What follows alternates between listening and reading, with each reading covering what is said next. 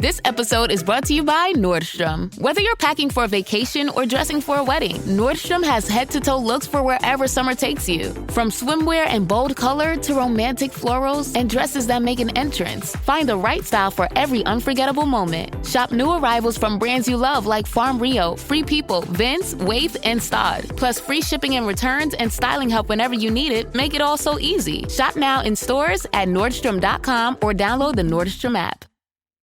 Girl, winter is so last season. And now spring's got you looking at pictures of tank tops with hungry eyes. Your algorithm is feeding you cutoffs. You're thirsty for the sun on your shoulders. That perfect hang on the patio sundress. Those sandals you can wear all day and all night. And you've had enough of shopping from your couch. Done hoping it looks anything like the picture when you tear open that envelope? It's time for a little in-person spring treat. It's time for a trip to Ross. Work your magic.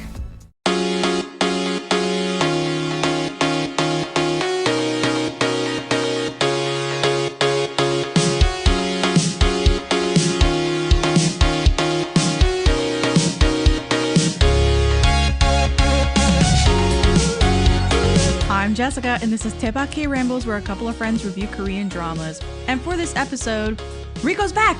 Hey, I'm back, Hey. guys. How's it going, How you Jess? been?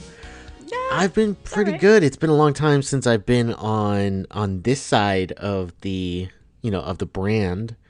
Well, actually, it hasn't been that long. If you scroll back just a couple of episodes, I was here for Past Lives. Yeah. But in terms of reviewing a Korean drama, it's been a Right. while since last Yeah. season. Yeah, it's been a long time. What was it? Vincenzo was your last one? Vincenzo, that's correct. Vincenzo. Yes. So Rico was basically on all of season 1, and then he's had a few episodes here and there since season 1. So please check him all out. He's the OG co-host of Daebak, and we still consistently do Always the Critic movie podcast on the other side. So we're good friends. So like we're constantly seeing each other and podcasting Yeah. about movies. Always podcasting about movies. Jessica is always podcasting about K-dramas, C-dramas, all types of dramas. All kinds of drama. And occasionally I do join in Yes. just because of scheduling and everything. But thank you for having me back on the show. I had you watch the show. You did. And it was a short show, and I was like, oh, perfect. He can fit it in. And I can't wait to talk about it. Yeah. Cannot wait to talk about Sweet Home. So if this is your first time listening, go ahead and subscribe on your favorite podcast app. We're on Apple Podcasts, Spotify, Google Podcasts, and so many more. And if you like us, please give us a review on Apple Podcasts and Spotify. That goes such a long way for us.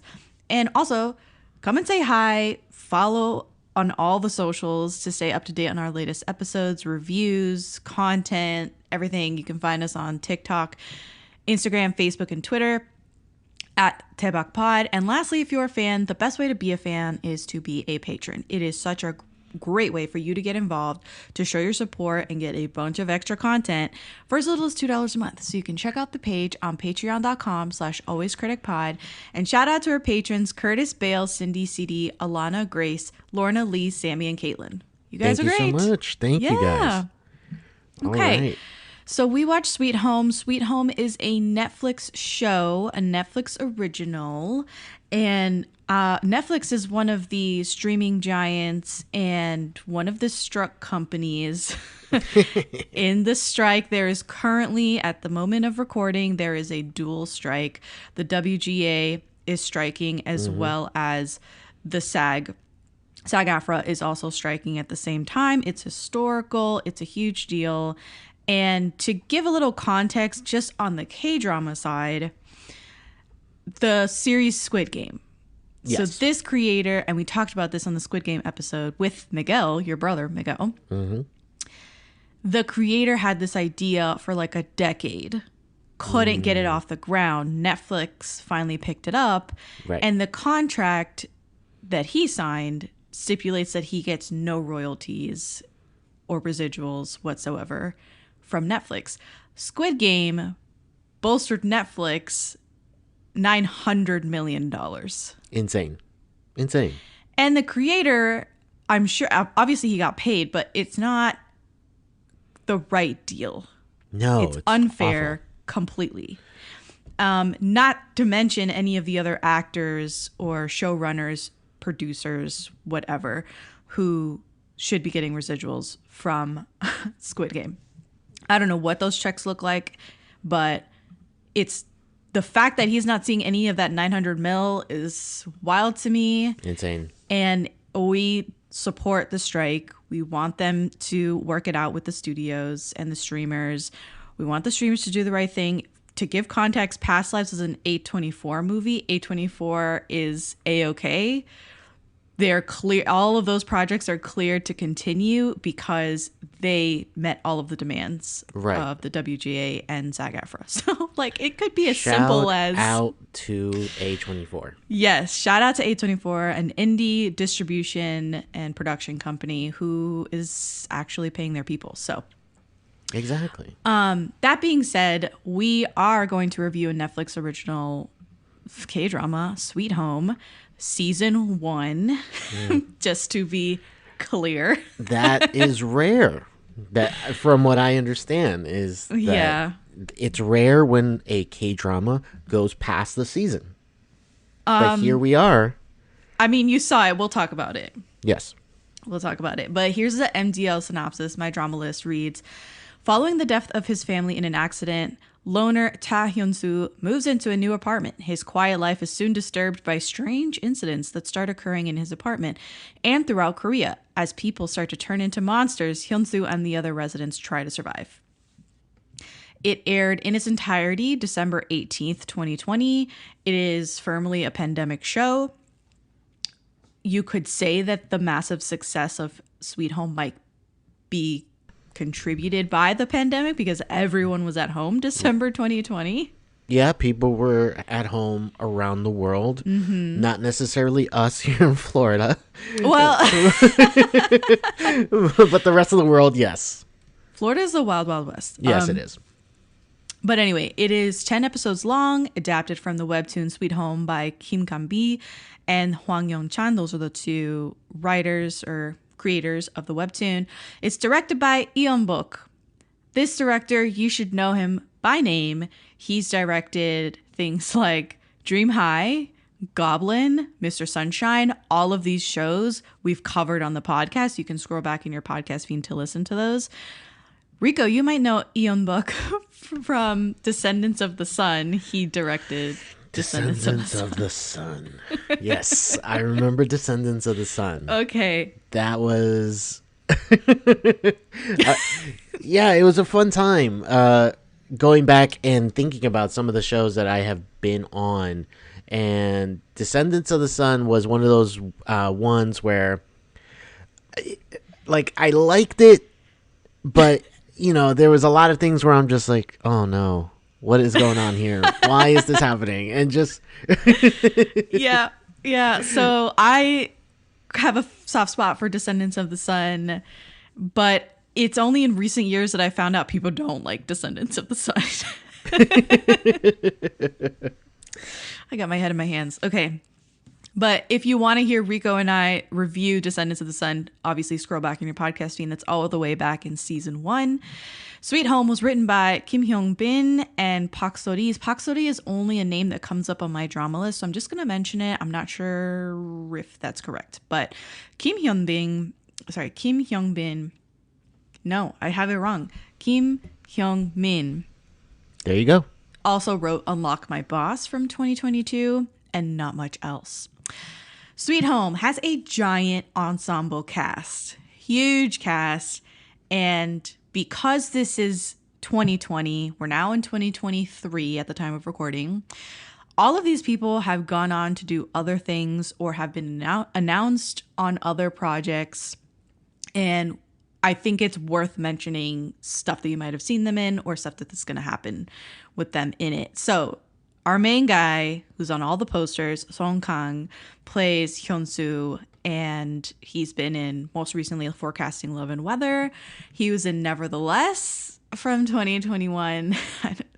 This is so hard, Rico, because you haven't seen any of these. But we did cover Song Kang's Navilera, which is also a Netflix original from 2021. So you can scroll back in your podcast feed and listen to that one. He was in Love Alarm, which is objectively one of the worst K-dramas ever. Wow. Okay. Yeah. And then he was in The Liar and His Lover from 2017. He is a model turned actor. What did you think of Song Kang? Song Kang in the show is great. I think he's okay. really good.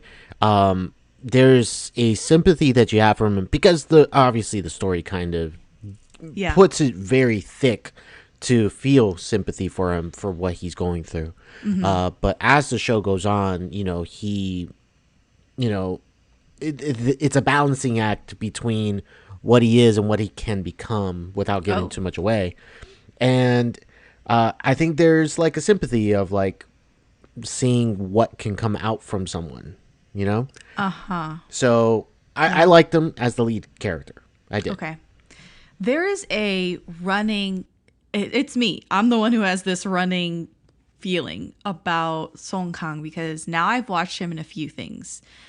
The Liar and His Lover, I've watched him. Love Alarm, Navulera, Nevertheless, now Sweet Home. And up until this point, before having watched Sweet Home, I thought he's not a good actor. Oh, okay. And the only one that I was like, he's got something was Navulera. That one kind of sold me a little bit. But everything else, I was like, there is nothing in his there? eyes. Okay. Like if you look at his eyes, they're just like doll's eyes. Okay. There's like no expression, right. A little soulless. And maybe that's extremely harsh of me to say because I shared very mild opinions on TikTok and people were like, you have to watch him in this Sweet Home or you have to watch him in whatever. And I was like, that's fine. I'll do it. And I feel like I've gotten enough of him to really still question if he is a good actor because the way that Hyun-soo, the character, was for the bulk of the show before he goes like Super Saiyan in a few instances is how Song Kang is in most dramas. Gotcha. If that makes any sense. Okay, I see what you're saying. And there were glimpses of greatness. And again, like maybe it's just because he is easy on the eyes. People find him attractive. He's super tall. He's a model. And the roles go to him. But I'm not sure if he's always the best choice. He probably isn't. That happens a lot in TV and it movies. Happens everywhere. It's not just for sure. Korean dramas that this happens. Oh no, okay? Of course not. Right. But just a note. So I'm so glad that you said that you liked him because we'll expound upon stuff that you liked and scenes that you felt he was really good in. So following Song Kang up, we have Jin-Uk. He plays Sang-uk, who's this gangster who ends up in the building. And he's going to be in Squid Game Season 2. And he was most recently in Bulgasal Immortal Souls, which is a 2022 show. And then you might know him as Mr. Black from Goodbye, Mr. Black. There are way more shows that he's been in, but I'll just mention those. We also have Lee Se-young as So-yik-young, who is the firefighter woman. Got it. Yep. What did you think of her?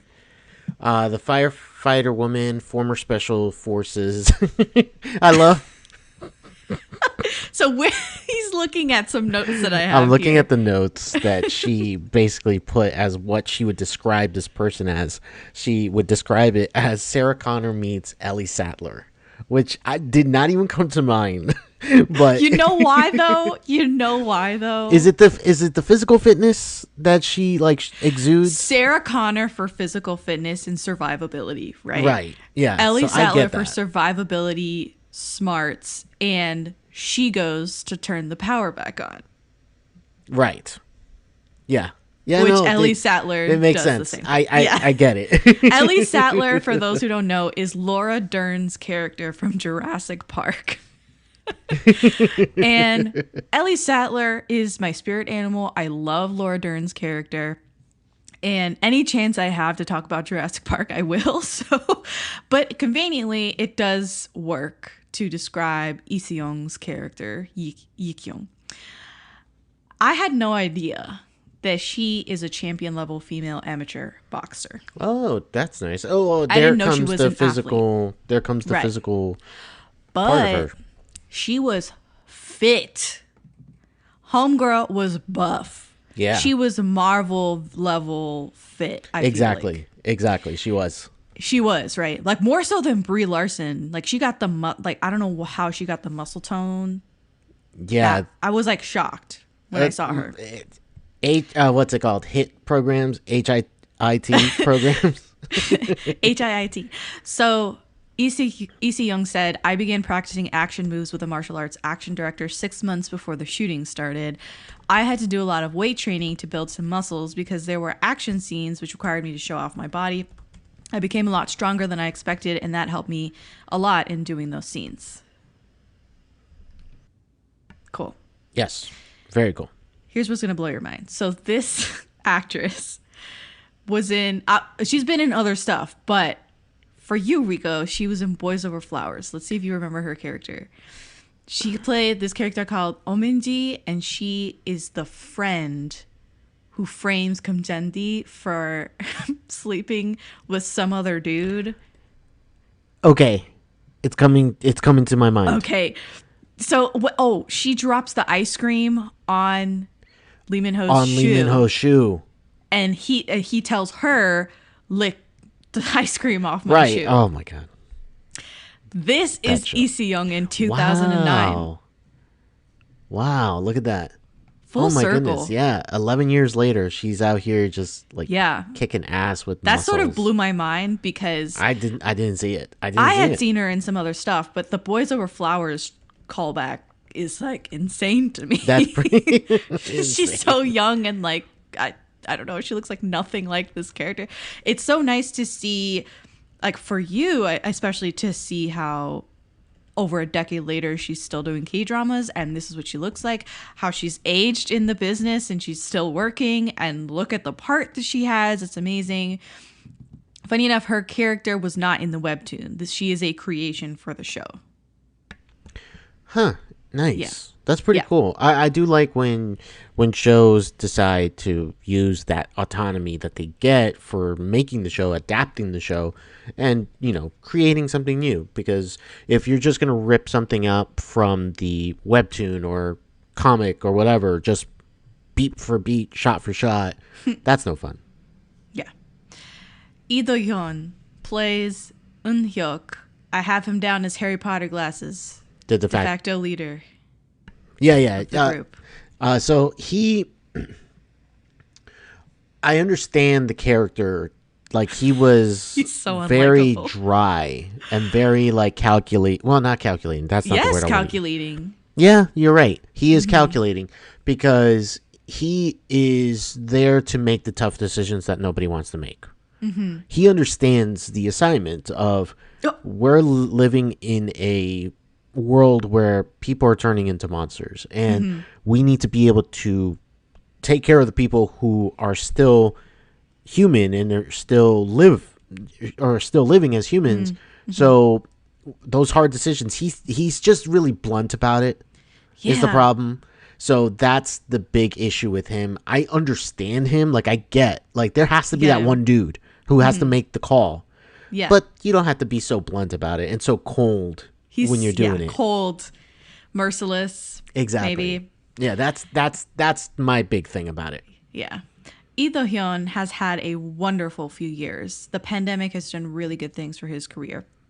You might have seen him in Hotel de Luna, 18 Again, but Youth of May came after this show. So Sweet Home, Youth of May in 2021, The Glory in 2022/2023, and then The Good Bad Mother in 2023.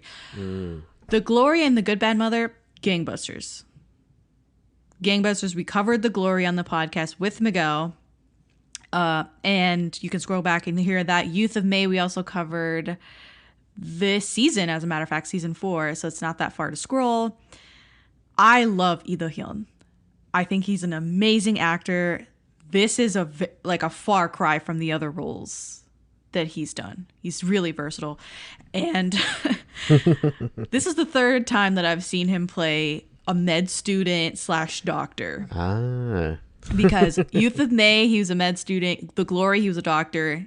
In this one, he's also a med student. I don't know why this keeps happening. I think you know why. He's giving off that look. Oh my God. He gives off the look of the nerdy, medical student. Fun fact, he auditioned originally for the main part, Hyun-soo's part. I wouldn't past him because I think he could pull it off, but I think he would have been an amazing Hyun-soo. Like, Song Kang is good. Right. But this guy could have really blown your socks off. Elevated the show even more. Got it. Yeah. And now he's got so much juice. Oh, yeah. After starring in Youth of May, The Glory, Good Bad Mother, it's like... he's going to be like... Season 2. Yeah, season 2, he's going to play a vital... Well... You think? Everyone is so. Questioning... Well, I think we'll so. talk about spoiler section talk, but yeah, okay.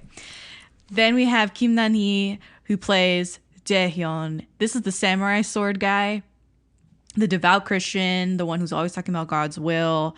He is pretty well known. You've seen him in a lot of stuff. Reborn Rich from 2022. That was the #1 show of 2022. Glitch, Law Cafe, You Are My Spring, Mad for Each Other. He's also in Search WWW, which we've covered on the podcast, and Mr. Sunshine. Put a pin in Mr. Sunshine because more people from Mr. Sunshine are coming up next. Also, we covered Mr. Sunshine on the pod. How did you feel about this character and this guy? This one, to me, like he's kind of, well, at least to me, he kind of feels pretty prominent, like in the first half of the show. Yeah. And it kind of, the drop off happens, and I'm just... He's fine, but it only feels like his only purpose feels like to wield that sword, and pretty much that's it. It doesn't feel like he's given like too much to do. Yes, but then his character was really compelling to me, and the way that his character that it plays out is really it affected me. Gotcha. So we'll talk about that later. Go Min-shi plays Eun-yu, who is the ballerina. She is Lee Do-hyun's sister in this show. You might have seen her in Decision to Leave, because you've watched Decision to Leave. She's the shaman in that. Oh, okay. Got it. Okay. Okay. Yep. She's been in some other shows as well. You might have seen her recently on GD-san, but she was also in Youth of May. She and her brother from this show play lovers in Youth of May.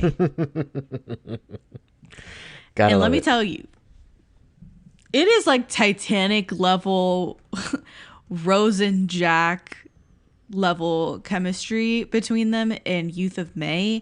Wildly different characters, and to see them here in Sweet Home a year before the release of Youth of May was really jarring for me, because they play siblings really well.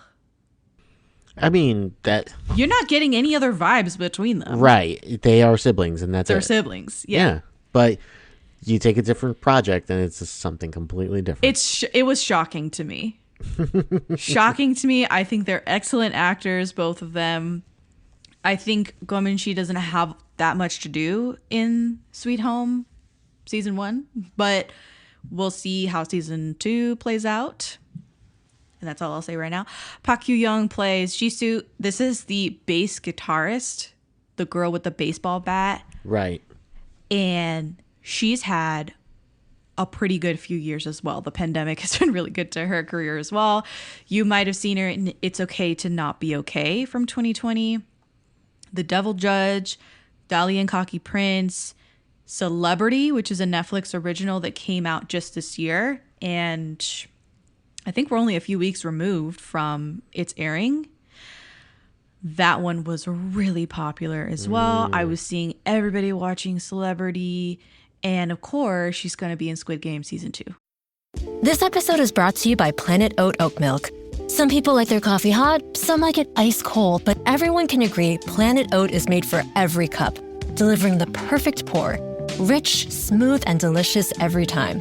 Try several varieties, like Planet Oat Barista Lovers Oat Milk. It's great for frothing and steaming and will upgrade your at-home coffee. Whether you're team hot or team iced, discover your favorite oat milk at planetoat.com.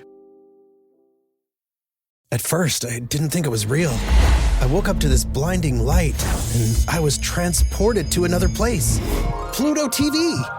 Then I heard a voice. Come with me if you want to live. There were thousands of movies and shows, and they were all free. The truth is our It's just so beautiful. On Pluto TV, free streaming of Terminator 2, Fringe, Arrow, The 100, and The X-Files may cause excitement, loss of sleep, and sudden belief in extraterrestrials. No credit cards or alien encounters necessary. Pluto TV. Stream now, pay never. Of course. And, well, whenever that happens. Whenever that happens. I think presumably it comes out next year, 2024. We'll see. Park Yoo-young. Big name now. I'm glad she's in the show, and we can talk about her character a little later. We have Ko Yoon-jung as Yuri, the asthmatic caregiver. Ko Yoon-jung, you'll know her from Alchemy of Souls, folks. This is Naksu / Jin Boo-yeon / all the other names that she has in Alchemy of Souls. We did a 2-parter episode for Alchemy, and that's all I'll say about that. I have not watched her in Law School or The School Nurse Files. School Nurse Files is also a Netflix original from 2020. You can see how her career has flourished during the pandemic as well. Kim Kap-soo plays Gil-sob, and he is the older gentleman who's dying of cancer. I don't think that's much of a spoiler. Right. This is an elder statesman of Korean cinema and K-dramas. He's been in 28 films, and he has 62 TV credits. He's most recently in today's webtoon. He was in Hospital Playlist. Rico? Hey, yes. Rico? Yes. I remember Hospital Playlist. One of my more favorable K-dramas that I've watched for the show. He's also been in the K2. The K2. I remember. Yes.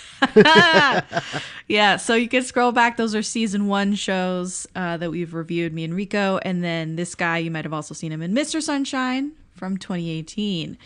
So, like I said, got to put a pin in Mr. Sunshine. This is a bit of a reunion, this show is. We have Kim Sung-ho playing Do-Shik, and he is like the MacGyver guy in a wheelchair because he is the best. Very inventive. Another really well-known face. He's been in 44 films, 31 TV shows. I consider him as being from City Hunter in 2011 with Lee Min-ho. Yeah. Love it. Yes. And then lastly, to round out this giant ensemble cast, we have Kim Sung-chol as Wim Myung. This is someone who is a late player in the show. He was the second male lead in Our Beloved Summer. He's the gay dude from Vincenzo, the one that Vincenzo tries to... Really?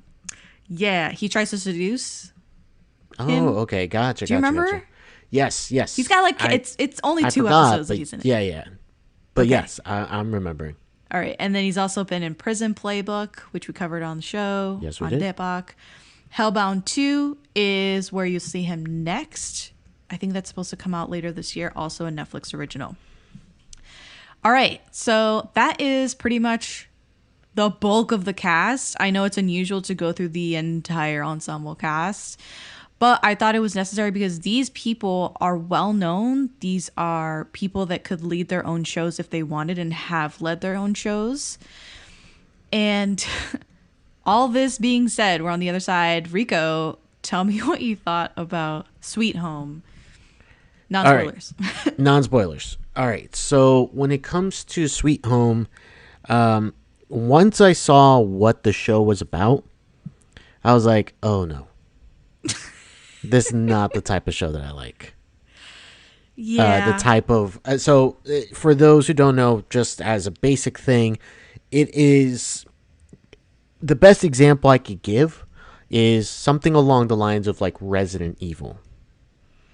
So, people who have watched those movies or played those games where, you know, civilians are being attacked by these monstrous figures, it's pretty gory. None of that works for me. That's the thing. So with that said, I obviously, I tried to come at it with as much of an open mind as possible because I knew that part of stuff wasn't going to work for me. So I enjoy more of the character interactions. I was not really even that sold on why everything was happening. Like, oh yeah, I like at a certain point I was just like, okay, so they're turning into monsters. We don't really know why. yeah. Okay, cool, but I'm not even interested as to find out why, because the show isn't even interested in trying to figure out why.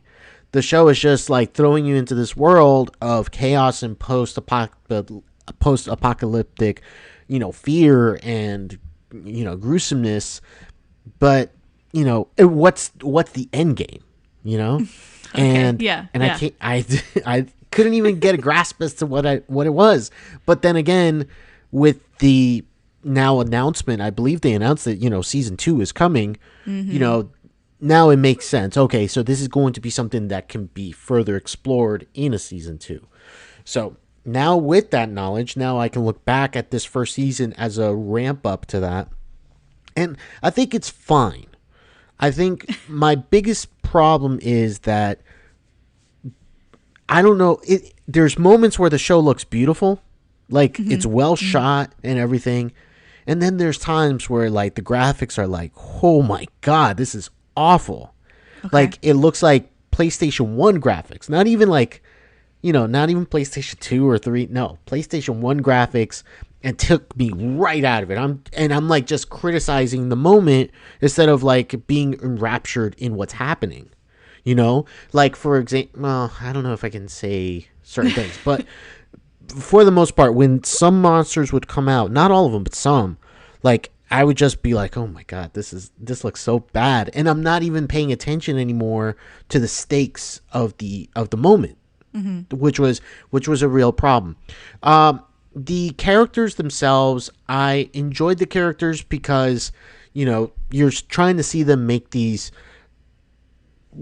decisions in real time of like what they're going to do, who they're going to save, how they're going to outrun this, how figuring out why these monsters are coming around, how it's happening. So I enjoyed that. There's a couple maybe here and there funny moments.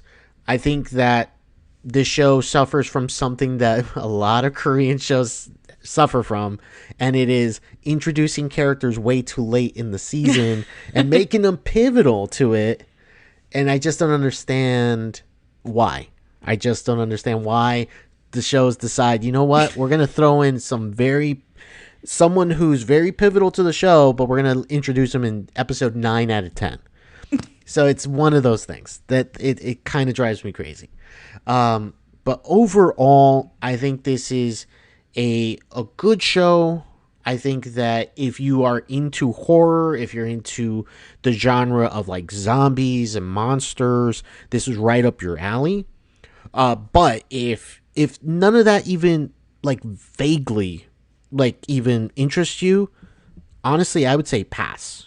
Like, I don't even think you have to watch it. Like, because there's certain shows where you're like, okay, if you're not into the genre, but there's still enough where there's still enough value. I don't think the show has it. I think this show is just more about the shock and awe of like fighting off monsters and really trying to shock you with like blood and all this stuff. And it's not really, at least here in season 1, it's not really giving you enough of a hook with the characters to be able to say, you know what, I really want to see a season 2. I really want to be in their world, the character world. And if you don't care about monsters, at least you care about the characters. And I don't know if the show pulls it off. Okay. Those are my thoughts. Cool. I, on the other hand, do enjoy a certain level of horror, a certain amount of gore. I don't mind all that much the violence, which is a terrible thing to say, but it's true. And I also really love zombie movies, and I've watched a bunch of zombie stuff. And I can say that if you like zombie shows and zombie movies, then this is definitely something that you're going to gravitate toward, because it's a very almost cut and paste. Instead of zombies, it's monsters. And I've watched Walking Dead for a very long time. I think, did you watch Walking Dead? I gave up at a certain point. And yeah, I gave up too. The reason why I was watching it was kind of keeping up with everybody else who was watching it, because everybody was invested in a big show. So I was like, let me check it out just so I could be part of the conversation. But like, if there wasn't a group of people who were big into it, I would have never watched it. Mm-hmm.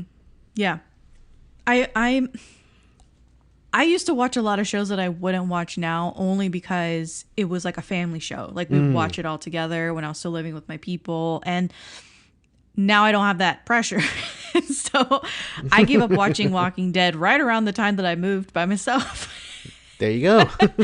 Anyway, a little bit of a tangent, but I was really open to watching Sweet Home, even though I had completely shut it out of my watch list for all these years, because it's been like 3 years, right? I have not at any point felt the need to watch Sweet Home. And it might be because of my general iffiness toward Song Kang, the main guy, and he's in all the promos, he's in all the posters and stuff, and I'm like, ugh. And then the concept of just, it looked kind of sort of demonic as well, and I was like, I don't know about that. So I just passed on Sweet Home until now, but I came in really, really open. And after the first episode ended, I was like, I don't know what the fuck's going on. Like, I was literally like, I don't know what's happening. Oh my goodness. And I didn't feel the need to continue, but I did. And by the end of the show, I thought, oh, you know what? I'm feeling pretty good that I watched the show. I'm not upset that I watched it. I don't feel like it was a waste of time. I really liked a lot of characters, and I thought the production was high value. Gotcha. For everything that it had, all of the CGI elements and all of the monsters, I was like, wow, you could tell this is a Netflix original. Now, that being said, I don't think the monsters are the reason that I liked the show. I think it was definitely the characters, their backstories, and how they got into this situation. Like, obviously, the show is basically told in the vacuum of this apartment complex, and everything that happens outside in the city and everything else doesn't matter. Right. But these characters and their struggles and their emotions that play so much into the lore of the monsters, it's very important. And I love seeing their backstories and just their thought process for a lot of the show. Obviously, this show has a lot of moral and ethical quandaries, and certain characters do better at making hard decisions, and other characters consistently make the wrong decisions or have the wrong mindset about things. And fear, it's always the question in these sort of apocalypse shows. It doesn't matter if it's zombies or whatever else. It's like, what would you do if all hell broke loose? Are you going to still be a good person? Mm-hmm. Or are you going to make some decisions in the heat of the moment that are seen maybe as strategically villainous? So I think that's enticing to me. And I think it might be enticing to other people, even if they're not too jazzed about the monsters. So that being said, I was basically fine with the show. I didn't love it, but I was okay with it. Gotcha. Yeah. I think overall, you and I most likely will have different scores for this, for sure. I think so too. I have some fun facts for you. Let's do it. Sweet Home was the first South Korean series to enter Netflix's top 10 in the US. It reached as high as number 3. 3 days after its release, the series ranked first in 8 regions and was within the top 10 in 42 regions. The show was viewed by 22 million paid subscribers worldwide in the first month of its release, and appeared in Netflix's top 10 in more than 70 countries, which is, I don't know, is it because everyone was quarantining at home, not really traveling for the holidays. I don't know. So I will say that the big thing about that is that, yes, people were quarantining and everything, but you still get a choice as to what you're going to be watching. And the fact that so many people were watching this just speaks to there was a resonance to it. I think there is I feel like it resonated with people because we were going through, and I hate to use this word, unprecedented times, and people were thinking about the end of the world and a lot of death, and people were discouraged, and I think the feelings of the general populace were very similar to how the characters were feeling, without going into any spoilers. Right. So, correct. Sweet Home 2 happening later this year. I'm looking at you like, should we do it, or I don't know. Let's continue talking about this season Sweet first. Home 3, season 3. I can't believe they greenlit 3 already. Yeah. That's insane to me. I'm shocked too. Because I can understand greenlighting a second season, but doing a third season on top of that, and you haven't even really released the second season, that's a bold strategy. Who knows if it happens, but it is pretty bold. The director talked about the set design of the apartment building, and he said, I tried to represent the stage of monsterization. In quotation, I put that. With the light. I know, with monsterization. With the lights coming from the outside and the destruction as well as the transformation of the building. The building had a shutter at the entrance at first, later replaced by walls, followed by the collapse in an open space. In the process, I tried to portray different stages of the sense of crisis felt by the residents with the changing lights and barricades. So a little poetic design there. Right. The design of the monsters was created based on the story of the creatures when they were in their human forms, which I'm sure you got.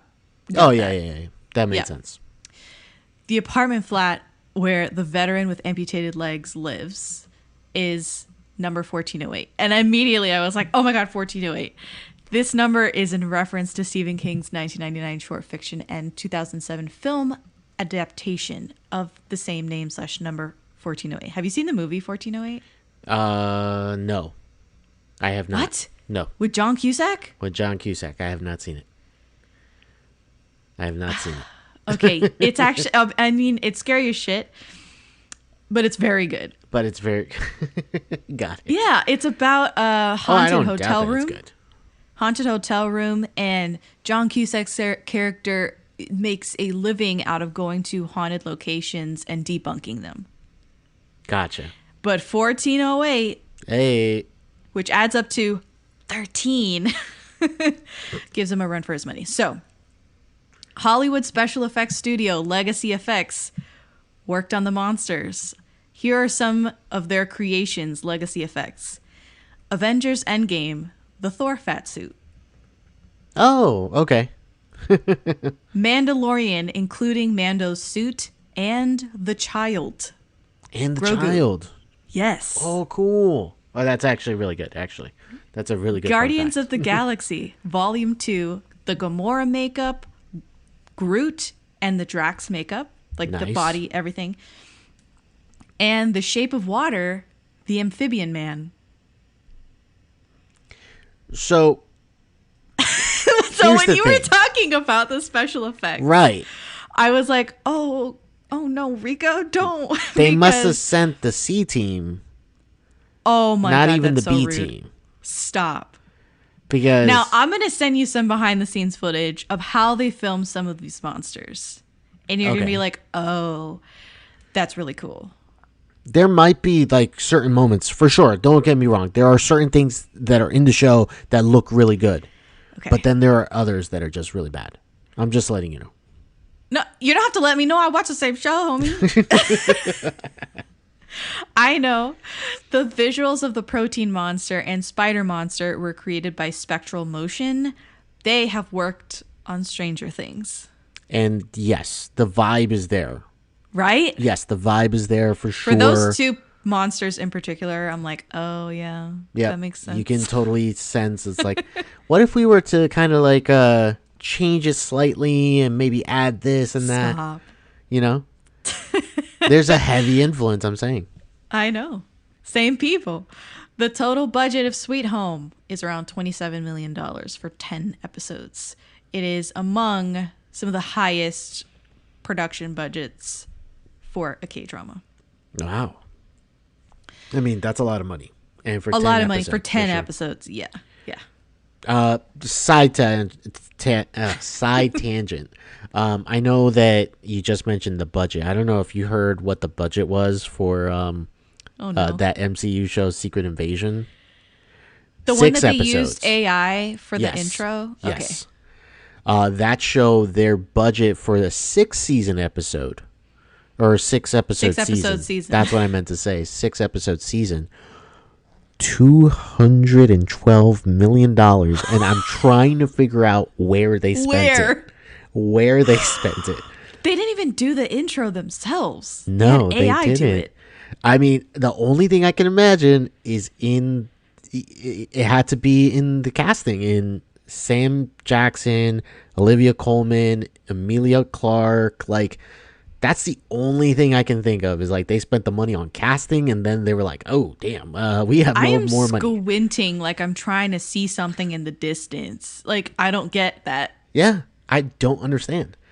But that was just a side tangent because you mentioned this and I was just like, 27 this mil show for 10 episodes did more, like in terms of like, you know, action wise and just trying to build a story out than what Secret Invasion did. Like Secret Invasion, I'm just like, I did not realize MCU was going to catch stray bullets on this episode. But I mean, you're not the only one that sometimes fires those stray bullets at MCU.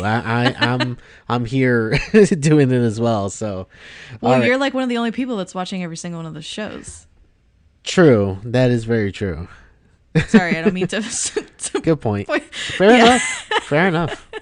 All right, what would you give this show out of 5 soju bottles? I think I have settled at a 2.5 soju bottles. Get the fuck out. 2.5. I think so. Maybe 3. Like, I think you could push me up to a 3. But yeah, I won't go further than that. I'm gonna give it a 3.5 out of 5 soju bottles, and you could convince me a 4, but really that's a stretch. Wow. Okay. Cool. I don't think you're gonna convince me that it's a 4 no, soju bottles. I won't be the one to get you to the 4. Okay, if so anything, I'll be disagree. like, Jessica, I think you've had enough. Like, let's let's get you an Uber. Oh, damn. All right. So we're going to talk spoilers right after this. Excuse me, 뭐라고? 괜찮아. You know, I have no signal. Oh, sorry. Swear, disgusting shit. What?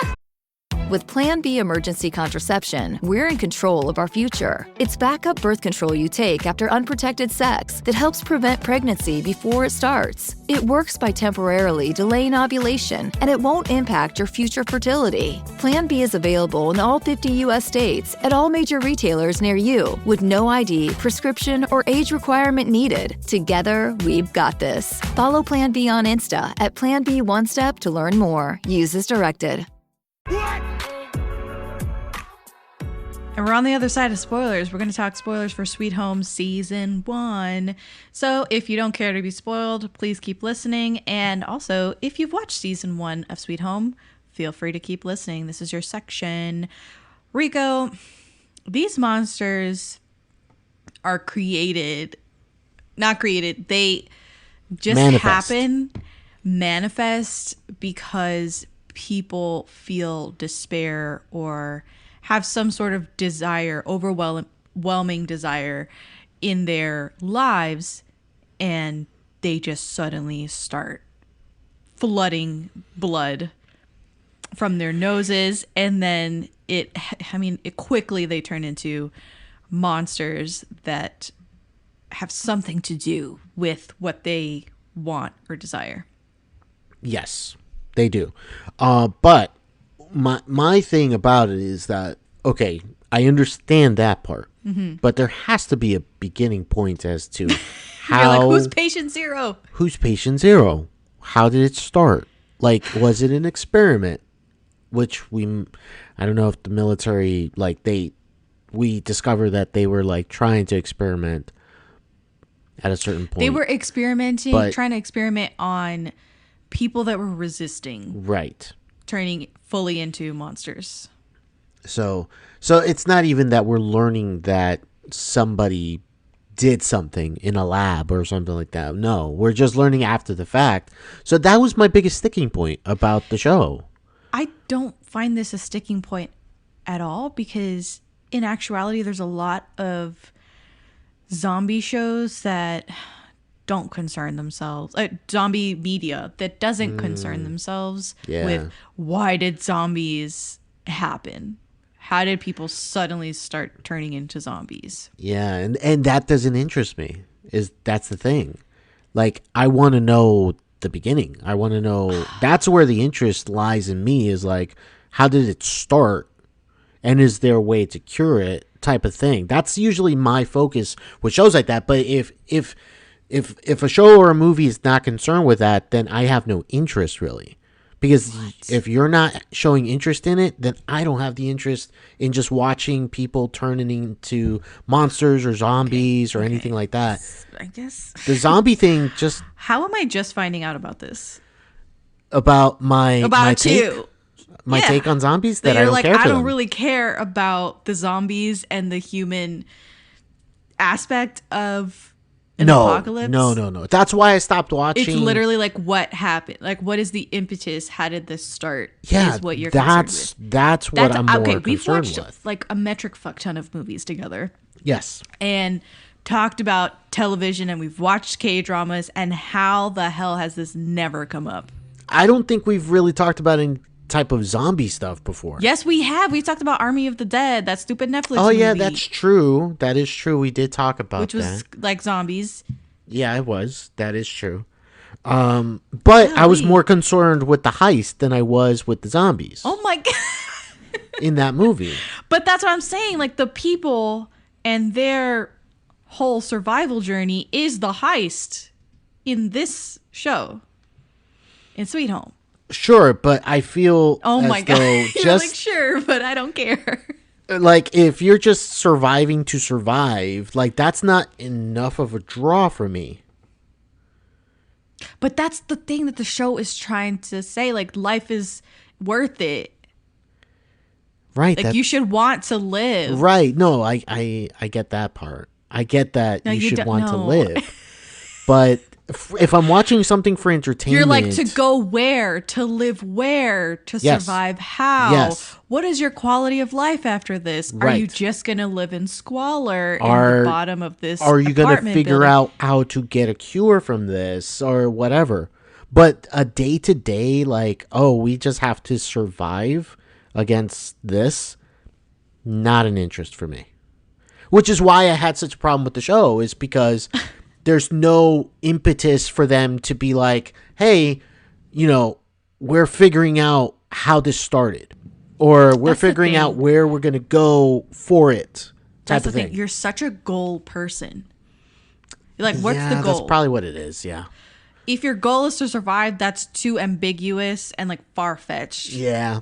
Yeah, you're right about that. Versus a simple goal of, oh, we got to get from point A to point B. Oh, we got to go here. Oh, there's an outpost over here that says they are safe from the monsters and they got no monsters. Or over here, they say they have a cure, so we're going to go over there. Right.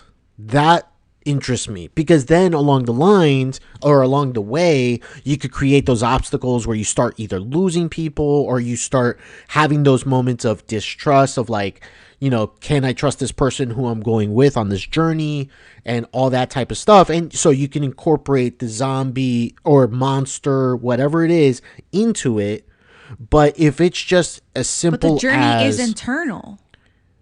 It's emotional. That's not interesting enough. God. That's why I said it's a 2.5 because Like, this feels like the Joker episode that we did on Always the Critic, where I came in and I was like, yeah, I thought Joker was okay. And then you were like, I hate Joker. It's the worst movie. Blah, blah, blah. And suddenly I had to defend Joker, even though I wasn't even that jazzed about it. Right. But I felt like I owed it to the movie. You owed it to the movie. And now you're going to owe it to the show to defend it? I owe it to Sweet Home. I mean, that's fine. I will speak to the things that I like, but I'm just like getting this out of the way at the beginning of it is that right.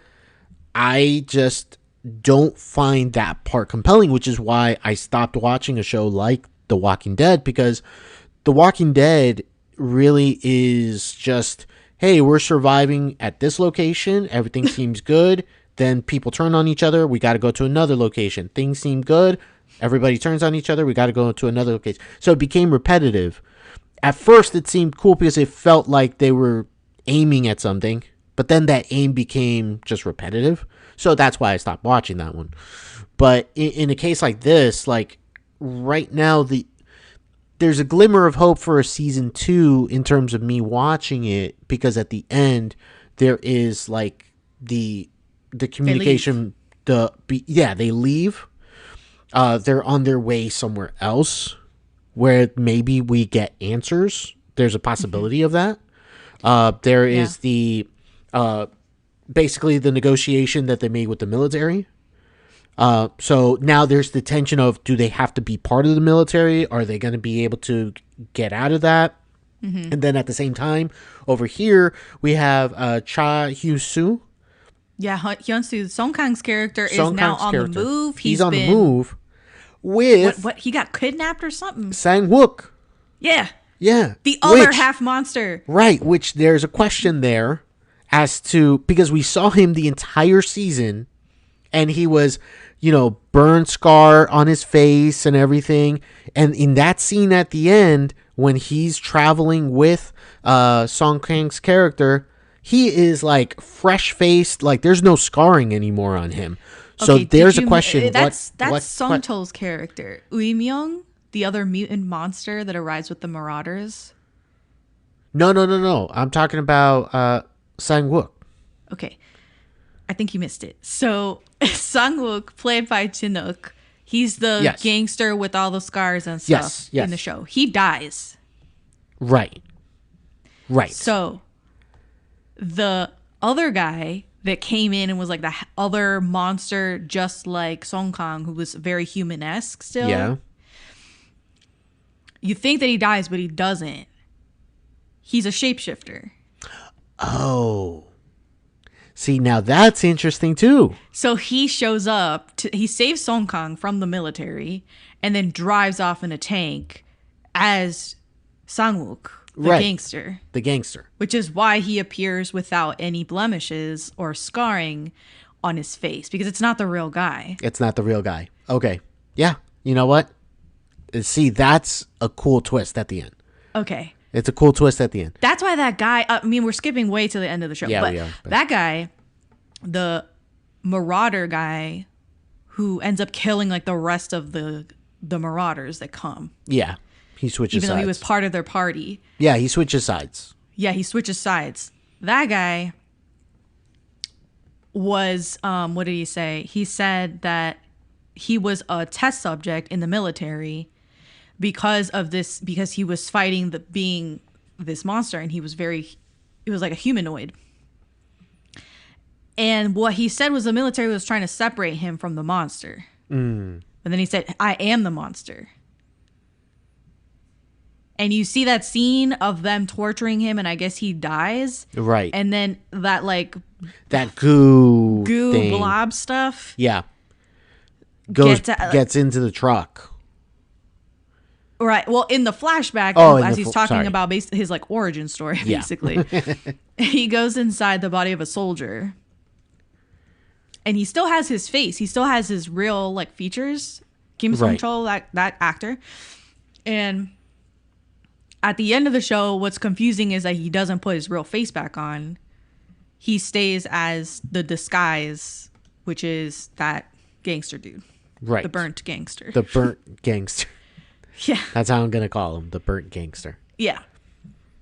So that was my thing, is that I think because of the way the show ends on a cliffhanger with our parties separated into two different directions, I think you can possibly hook me if they start season 2, if they're doing some type of thing of like trying to find each other maybe, and then there has to be like a greater goal, at least for me, in terms of watching.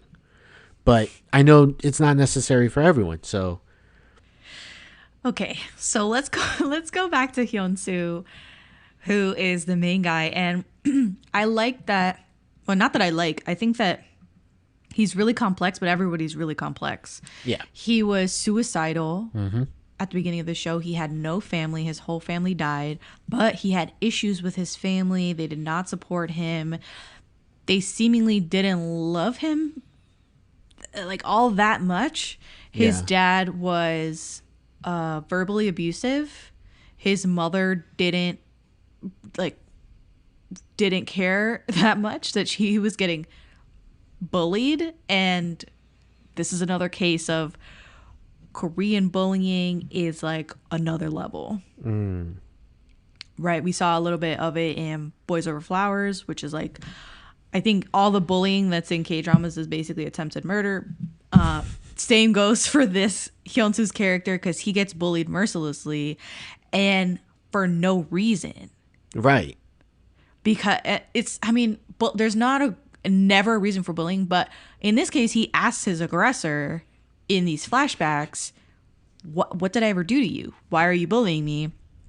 And he says, what did he say? He was like, oh, it's just because you helped me and smiled at me.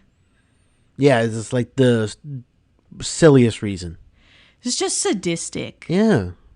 It's ridiculous. No reason. It's no reason. Yeah.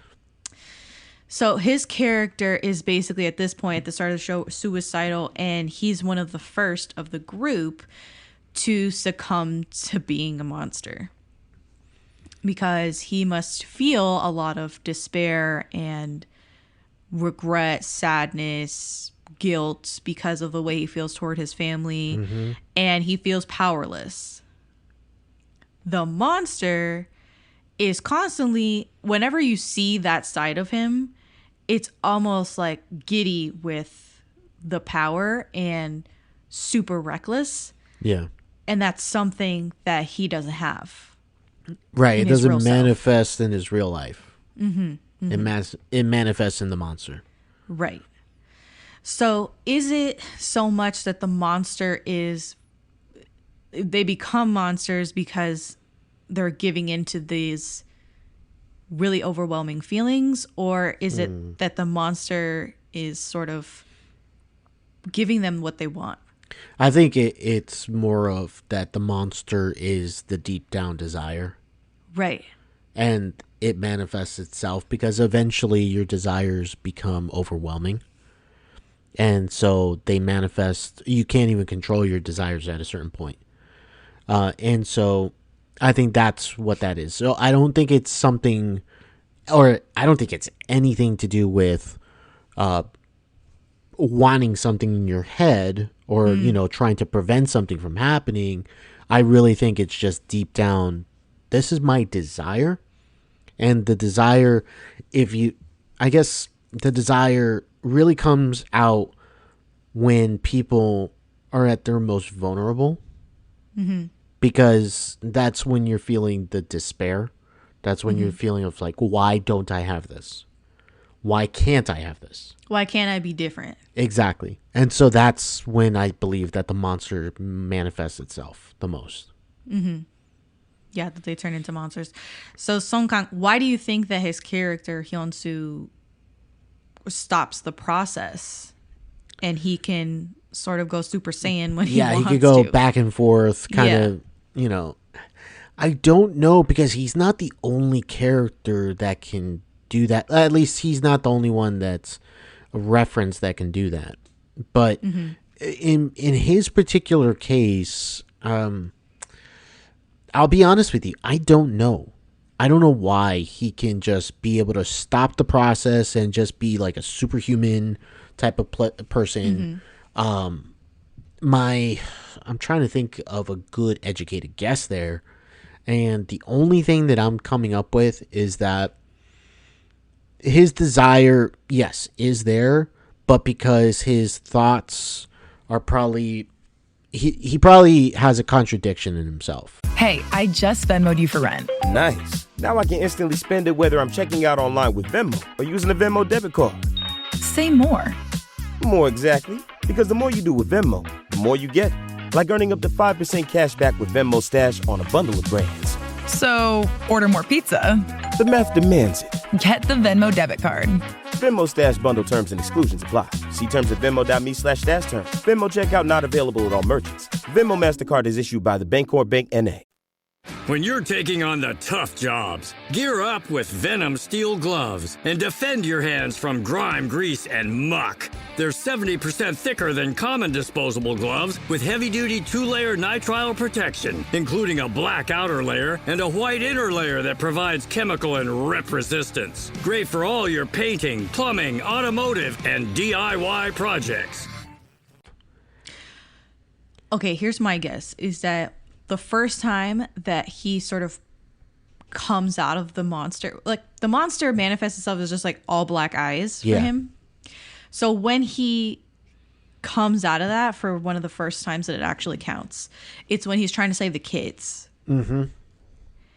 And he manages to get it together and put the monster away. I think that it's hope.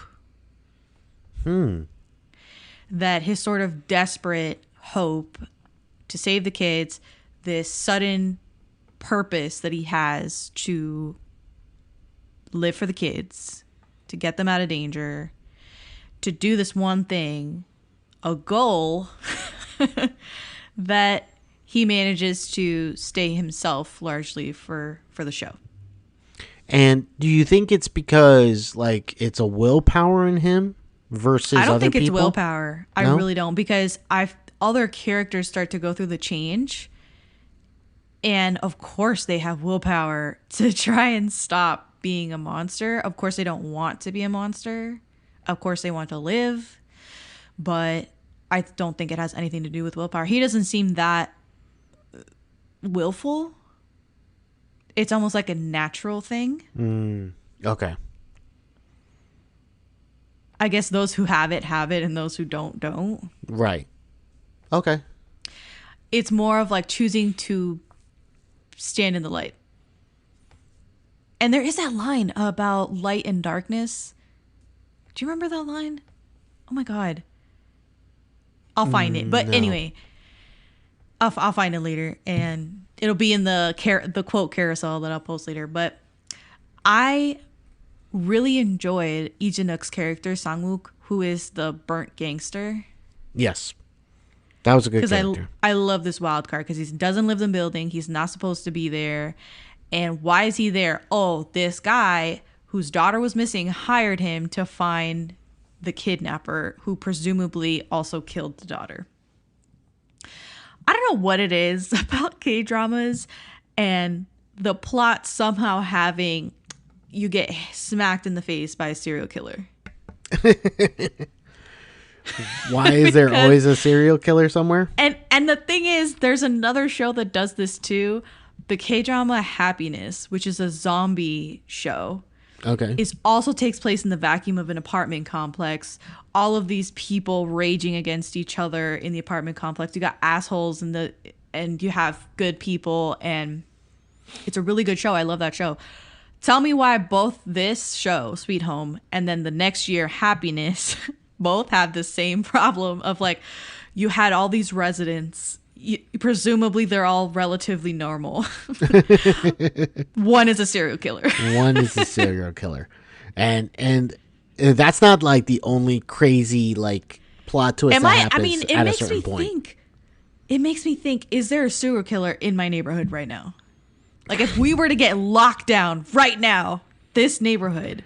Apparently there will be. Is there by K-drama standards, there is a serial killer. By K-drama standards, there is. Exactly. That is so funny. It's frustrating. But the other crazy thing that I don't know why this was a choice, but oh no, the fact that they discover that one of them is basically like a pedophile. No, that is the serial killer is the pedophile. Oh, the serial killer is the pedophile. But I don't know why that was the choice. Like, he couldn't just be a serial killer. He had to also... he had to be a pedophile. He also had to be a pedophile. That's a choice. That's Double a choice. It is a choice. It's really bad. And then, of course, the show tries to be like, oh, is Sang-wook, the burnt gangster, a murderer? Mm-hmm. If he's murdering a serial killing, pedophile, rapist dude. Yes. Does he get a pass? I mean, I think in most society, think he yes. does. I think in most society, yes, he does. Yeah. I think he does. So that was that. Then we have Yi Kyung, which is the firefighter, former special forces, badass lady. Yes. Did you care? Not that did you care, but what did you think about her pregnancy? I think it was a nice twist to throw into the show to give it stakes. Like, oh, like now we find out that she's pregnant, you know, to add to the stakes. So I didn't mind that at all. I thought that was not bad. Her fiance was possibly patient zero. Because he was a doctor and then he was going through all of these symptoms and trying to hold off being a monster. And then he goes missing, even though she thinks he's dead. So maybe for season 2. I don't know if he's alive, bro. Like, the military is super janky. Yeah. You just never know. You never know. Lee Do-Hyun, who is the med student, Harry Potter. What do you think? Because I think he's really unlikable. Yes, he is. I think you had more appreciation for him than I did. Just a tad bit. I'm not saying like, oh, yeah, I love this character. But no. But I understood his thought process. Somebody kind of has to be the asshole in a situation like this. Because if not, there's too many conflicting people giving conflicting answers to what should we do, and then it becomes a dilemma of like, it becomes stagnant as to who does what and what are we going to do here. And so somebody kind of just has to like take the bull by the horns and just be like, we're doing this and this is for the good of us, and it's going to look terrible. It's going to be a terrible look on the guy. But somebody has to make that choice. And so he was the guy. He just happened to be the guy in this case. Okay, fine. Remind me not to be in an apocalypse with you. So, the ending for this character, did you foresee that he would turn into a monster as well?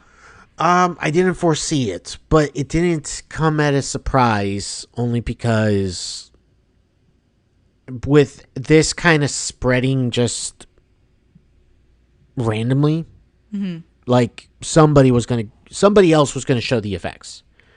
I wasn't surprised that it was him, but you know, it was more like, oh, okay, so he also. What did he want though? What was his desire? I have no idea. What do you think he turned into? That's my question. Is that okay? He turned into a monster, but I didn't see any whiff of like monster. No. Throughout the show, and he was very strong. Well, you know mentally. How we mentioned that he was like cold and calculating throughout the show. Was he turned into Iceman? No, but I think that deep down, because that shot of him like with the headphones on, and he's like checking the CD player, and like he looks kind of up, and it's kind of at eye level. Like you can see a brief, like almost a smile. And like there's because tears he loves running his down. sister, he misses his family, and you think that is what he wanted. That's probably what he wants deep down. Is that I don't know how that manifests itself in the monster, but But yeah, so that's probably what he wants deep down. But again, the rest of the show, he's like cold and he's just singular focused and doesn't really show off emotion. But in that moment, he finally does. He finally gets to show off with nobody around him. Isolation. You know? The samurai. I was really cut up, no pun intended, when he died. I was very upset. Because first I thought he was a creeper. Okay. Because he was talking about God's will and just looking rather out of place in the apartment complex and having off-kilter conversations with Jisoo, the bass guitarist. And I was like, oh no, he's a creeper and he's going to get stuck with them in the building. Turns out he's formidable with the samurai sword. And he's actually a nice guy. Yeah. Sometimes. Just a good guy. Sometimes they come across weird. And I was really mad that they couldn't have their love story because Jisoo, the bass guitarist, and Do-Hyun, the Christian samurai, I was like, they got something. Did you feel that? Like throughout the show? There was a little bit of an inkling of romantic interest. Yes. And then he dies after he tells her that he likes her. And I can't. I couldn't. I was very distraught with that. Eun-Yu, the ballerina. What'd you think of her? I thought she was crazy. The ballerina... She, I thought she was gonna turn into a monster ballerina at some point too. That didn't happen. Apparently not. No. Her character, for me, yeah, she was a little crazy, but not really one of the main focuses for me in terms of like paying attention to her character throughout. So for me, she's an okay character that I could take or leave almost. Right, because I thought that she was too mean, just like mean to the other characters towards the beginning. And then I thought she was a good influence and was staying strong. Right. In her own weird way. Yeah. So she wasn't like affectionate or anything like that, but she eventually became kind of more like, not a mentor, but, you know, kind of in a way of like, here, like, and when she hands over the sword, you know, like, just like take it and protect yourself type of thing, you know? So I thought it was a problem when she gave the sword to the bass guitarist after the samurai's death, because I was like, is she suicidal? Could she use it on herself to just kill herself after all this? And then, because I just thought that was a stupid move. Oh, okay. Because she's grieving. Right, she is. It was probably a bad idea to give her the sword at that moment. But I think she probably gave it to her thinking like, hey, you have to something to remember him by. You got to live. Yeah, you got to live. For him because he died for us. Exactly. I got you. Yeah, that's probably my thinking on it.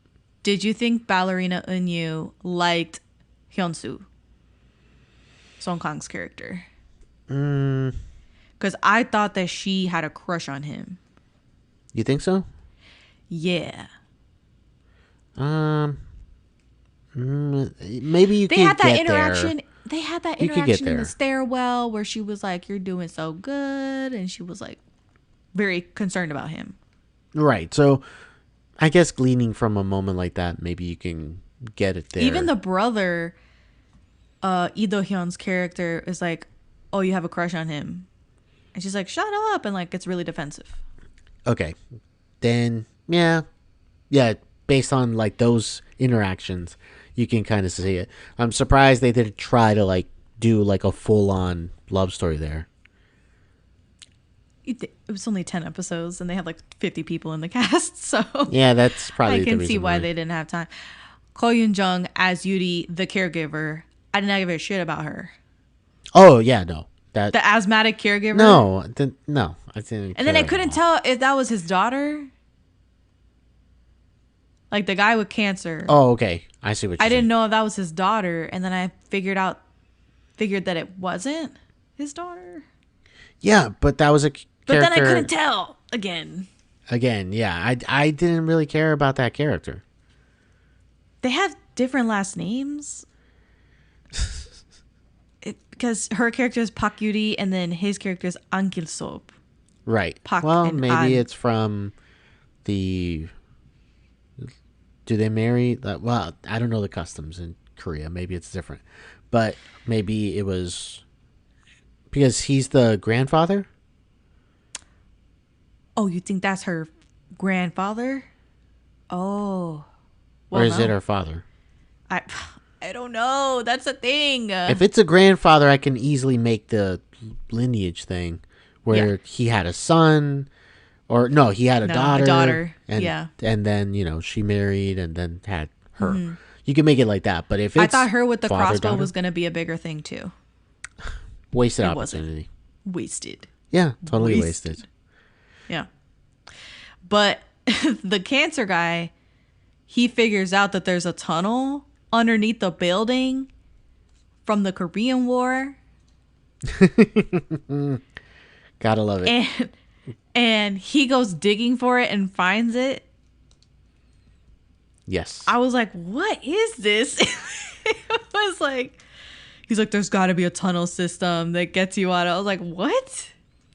Hey, I think that's kind of the equivalent of like houses like built like here in the United States, like where access to like the Underground Railroad type of thing. It was, you know what I mean? It was very. Wait. Do you think the Underground Railroad was mostly underground? No. But I do know that there are certain houses and buildings that they would use to be able to start the path underground and then be able to get out, out onto the actual trail. Okay, we're going to set that aside and talk about. I don't even know what reference I was going to make. About the tunnels underneath? The tunnels. Oh, it felt like Jordan Peele's Us. Okay. Not really. No. Well, yeah, the tunnel system. Yeah, but like then you would like in that Not assumption that there's a clone. there's an entire group of people down there. No. No, doesn't really. Not for that me. Would be crazy. That would be crazy. Not clones, but just like an entire group of people is like, oh crap. Yeah. That would have been a nice twist. Do-Hyun, the wheelchair-bound MacGyver. How did you feel about this guy? I was very touched by him. Yeah. And I wanted him to live. And so I was did very I. confused about how he was getting around because I don't feel like Korea is very wheelchair accessible. And I don't remember many elevator scenes. Right. Like he had to have been using the elevators. Right. And then there were a couple of instances on the first floor or ground floor that they had ramps. And I was like, what? Why, not for nothing, but like crazy that they had it? Well, it's crazy that they had ADA compliance during the apocalypse in Korea, which is not a very wheelchair accessible place. But I think it's more that it happened out. Again, this is something that just happened out of nowhere, this apocalypse thing. So I'm thinking like they had a building that was ADA accessible. Okay, here's the thing. We haven't talked about this building, but this building is like a building as a character, right? Yeah, it is. It is dilapidated to start with. You're right about that. To start with, this building is crumbling, it's crusty, it is nasty. I'm wondering how any of these people actually decided to move in here. I think it's more like they didn't have a choice. And there's a lot of construction going on around the building and inside the building. So I'm wondering if these people are on borrowed time because the area is about to be like gentrified or something. Mm-hmm. My guess, yeah, I know what you mean. So I was questioning the building. And then, of course, it gets worse throughout the course of the show because monsters start to tear at the building. They blow up. They catch fire. It's a mess. It gets worse. Right. It does get worse. It's a mess. What a mess. So I think that with a place like that, yes, it is obviously a place that's old, but I still like to think that they would at least have something for wheelchair people because it is it's like a community type of home, like building. Right, because they had the community. Right.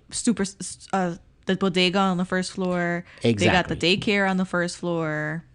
Exactly. So that's why I like to think that, they would have wheelchair stuff.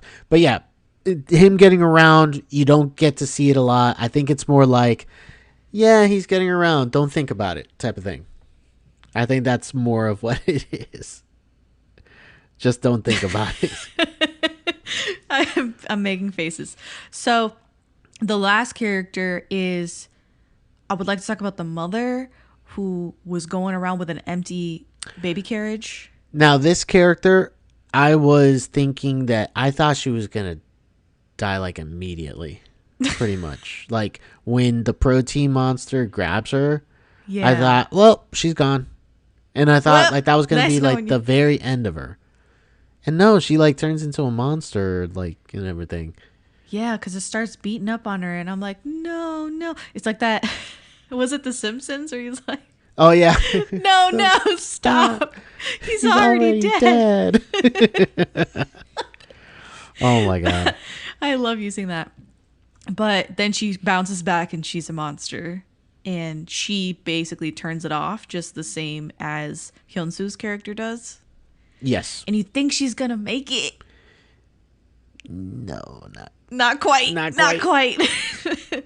Yeah, the one thing she really wanted and was deep down in her soul wrecked about was the fact that she lost her baby, and so her monster form was just a fetus. You didn't like that. You're shaking your head. That was upsetting. Oh. That was upsetting to see. I was just like, ugh. Oh, just upsetting to see. Just to see it. The uterus that was inside the bathroom. Right, exactly. Oh, okay. Not that I don't agree that that's what should have been her monster. More just of upsetting of just like, ugh, like seeing that on screen. That's all. I don't know what to say to that. I don't know what to say. So, okay. Okay, so fetuses make you uncomfortable. That's a loaded question. That is loaded. Let's move on. Okay. I was surprised that they had the firefighter lady leave and then come back. Oh, have her leave and come back. Uh-huh. I don't know why they did it. She went to the facility that her fiance was working at to read his journal on his iPad. And then she gets caught by the military. Yeah. My only guess is it was a way for the writers of the show to try to get some type of stakes as to involve the outside world with that building. We need to have somebody get caught or somebody, and because of the fact that they could use her story to be like, she's missing her fiance, she needs to know what happened to him, so they could, and because she's like physically fit and everything, they can make it an easy way of tying the story of the building with the outside world. That would be the only reason that I can think of, that the writers were like, we got to get somebody out to the outside world to connect the military, so that way it makes sense at the end, type of thing. That's the only reason why. Okay. That's my thinking on it.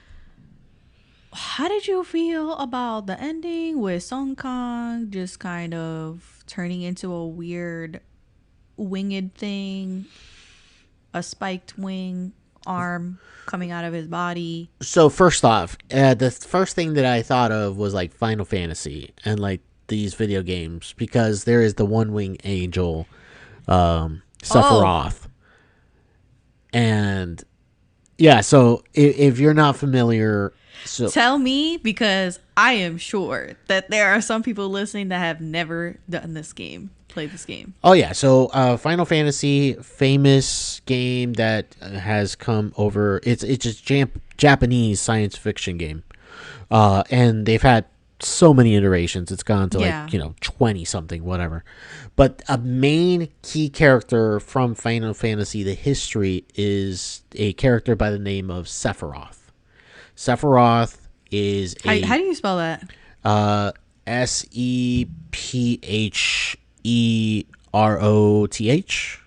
if I'm not mistaken. Sephiroth. Okay, I got it. So you probably see him. Oh, you see him? Oh, yeah. So Sephiroth is a one-winged angel, and there's a lot of ties of like, why is he the way he is? Is he basically a character? Why is he like that? Why is he like that? Now, I haven't fully played the game, right? But he is the main antagonist for the entire extended universe of the thing. Oh, he's an antagonist. He's an antagonist, right? Oh. But again, he's not always like the premier like villain. But with that character, I think that it is showing basically a dichotomy of human and beast. Mm-hmm. Of like the fight of what is inside of a person. Man and beast. A duality, right? And the fact that that wing comes out of his, arm in the show. I think that is a battle. That's a struggle inside of like what's going to overtake. Is it going to be man or is it going to be beast? Is it going to be the monster within or is it going to be the human out? So that and you say you didn't like this show. I'm just saying that that's what I thought of when I saw that. That's a beautiful assessment. I can assess things and still not like it overall. I can still assess things. I think it was a weird wing because he was going to kill himself, right? Mm-hmm. And obviously going through the air, and I just feel like it could catch him, right? Right. The monster catches him. Exactly. And what I do like, and this is another reference to something completely different, is that, when he's done battling and he receives the hug from the MacGyver wheelchair man. MacGyver wheelchair guy, and he basically tells him it's not your fault. And he breaks down crying. I was just like, Goodwill Hunting! Goodwill Hunting! It's not your fault. Yes. It's not your fault. It's not your fault. Don't you fuck with me. It's not your fault. Oh, man, yeah. It was very Matt Damon Robin Williams. In that moment. Because because in this moment, that's when he like breaks down crying. Like he comes to human form. Mm-hmm, he's damaged, but he comes to human form and he's like breaking down crying and everything. Because somebody is showing him the emotion and bringing him warmth and letting him know that he's okay. He's not the monster. None of these deaths, including his parents and sibling, were not his fault. Exactly. They're not his fault. It's not your fault. Wow. Profound. Did you have anything else you wanted to add about Sweet Home? I will say for Sweet Home, I'm going to say this. Oh, Lord. I will entertain the first couple of episodes of season 2. Oh. Just to kind of see if they have where they're going with the show.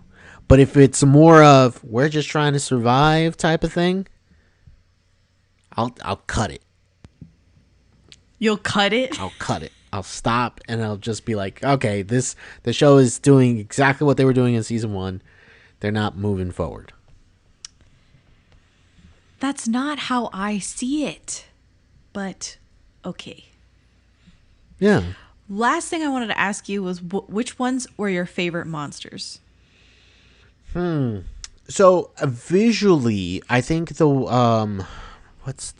basically the one that got like half of his head chopped off. Oh yeah. Like visually, like that was like such a cool looking one, because then it became an auditory monster. So it's like if he can't see you and he can't hear you, then you can kind of maneuver around. So that was a cool one. I like that monster. You should see how they did that in real life, because it was a person in a suit. See, that one looked good because of the fact that it was practical. A person in a suit, and then I think the mouth was like not an animatronic. Yeah. It was like controlled movements. So that was all real life, and then the head of the person was CGI'd out. Yeah. Had to be. But obviously. Yeah. The cranium was CGI'd out, but really cool monsters. Yeah, a lot of them looking one. Were rather practical. The spider monster that was climbing all over the ceiling and contorting and stuff, they had a real contortionist. Nice. On set. A rather famous contortionist come and do that. That was really good. So they were reacting to like a real guy that was doing all the crazy moves and contorting his body and whatnot. Right. I will say the ones that I didn't like, the eye monster. Yeah, it's whatever. Not my favorite. And then the one that really like, I was just like, it kept taking me out because of the effects, was like the snake tongue, like. Oh, one of the first monsters. Yeah, that one was of the first monsters. Drinking their blood. Yeah, exactly, that one. And it appeared a couple of other times later on in the season, but like when they would show it, I would just be like, this doesn't look good. Okay, I know it doesn't look good, but the way that they had those scenes set up, I thought I was scared shitless every time it would come out. That was my problem. I wasn't getting scared from that character. Oh my god. I was more scared from like this half headless guy. Like, I guess because visually it just looked a little more real than the other one. It was there with them. Right, exactly. You know? Yeah. I wanted to know more about the Flash dude that was in the basement. The really fast monster. Yeah, the really fast monster. That would have been nice. It looked like a fawn with like goat legs, you know? Yeah, I know which like one. Mythical. Yeah. But it wasn't a fawn. No, of course. It just had those type of legs. Qualities and everything. Yeah. That would have been cool to learn. So and my guess is around. Season 2 will definitely have like a repertoire of like new monsters that we've never seen before. My guess is their budget will be bigger. Probably. That's my word guess. On what the budget is, but I mean, if 27 million gets you 10 episodes, so you know, my guess is they'll bump that up to maybe like something like 40 or something like that. Kind of. Yeah, I think, and if that's the case, then you'll definitely see, obviously, improvements in the CGI category, but you'll also see just overall improvements production wise. So, you know, here's one thing that I hope for season 2. Get them into multiple areas. Do not stick them in one area for the entire season. Wow. I think they need to be able to interact in multiple areas. I don't know what to say. Maybe Kingdom is a better show for. Kingdom is a zombie K-drama that's really high budget, Netflix original period piece. But is it the same thing of like they're just trying to survive or do like? No, there's a mystery and they try and figure out why this is happening. What's the impetus for the zombies? So that would be more up my lane, most likely. I'm wondering if I should have had you watch The Kingdom instead. As we wrap up the episode for Sweet Home. Sweet Home. All right. Anyway, I don't have anything else to say about Sweet Home. You got nothing? I'm good. Okay, bro, thank you so much for watching a K-drama that you didn't even like. But if you guys have comments, questions, anything at all, please let us know at Daebak Pod. We are more than happy to talk about Sweet Home. Rico is more than happy to expound upon his feelings and thoughts on the show. And if you want to put a good word in for Song Kang or any other show, please do. If you think Rico would like it, I would love to hear recommendations for what Rico should watch, because I think I've struck out like too many times. I truly feel like I'm doing it badly. Making you watch some of these shows and you're like, whatever. Right. It just not my thing sometimes. All right. Fine. So. Anyway, thanks for being here, Rico. And of course, if you want to listen to me and Rico some more, you can always head over to Always the Critic Movie Podcast. I'm Jessica, and this has been the Daebak K-Rambles Podcast. This episode is brought to you by Redfin. You're listening to a podcast, which means you're probably multitasking. Maybe even scrolling home listings on Redfin, saving homes without expecting to get them. But Redfin isn't just built for endless browsing. It's built to help you find and own a home. With agents who close twice as many deals, when you find the one, you've got a real shot at getting it. Get started at redfin.com. Own the dream.